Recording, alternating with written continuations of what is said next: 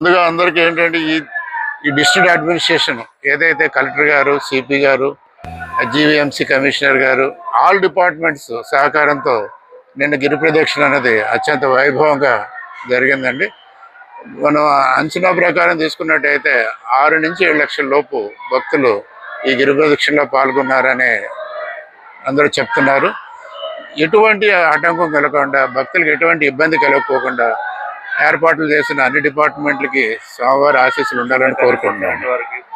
అలాగే electrical department వారు ఎటువంటి ఇంటరప్షన్ లేకోకుండా త్రూ అవుట్ పవర్ ఇవ్వడం, కాబట్టి అన్ని డిపార్ట్మెంట్లకి దేవస్థానం తరఫున కృతజ్ఞతలు తెలుపుకున్నాం.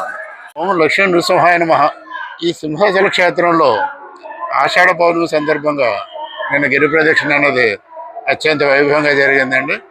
అలాగే ఈరోజు స్వామివారికి 4వ విడత చంద్ర సమర్పణ జరిగిన తర్వాత భక్తులకి 3:30 తర్వాత దర్శనం ఇవ్వడం జరిగింది.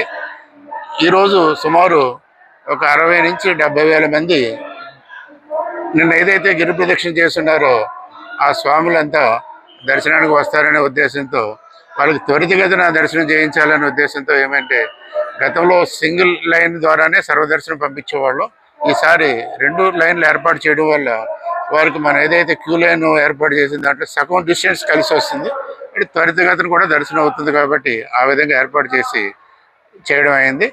అలాగే ఈ క్యూలో ఉన్న వాళ్ళకి ఒక 1 అవర్ తర్వాత ఇప్పుడు ఎంత 3:30 ఎంత అయిందండి, 6 గంటల నుంచి బిస్కెట్స్, పాలు కూడా ఇవ్వడానికి ఏర్పాట్లు చేస్తున్నాము. అలాగే దర్శనం చేసుకున్న వారి తర్వాత వారికి దద్దోజనం, కదంబం కూడా ఎంతమంది వస్తే అంతమందికి దేవస్థానం తరఫున ఏర్పాటు చేయడం జరుగుతుందండి.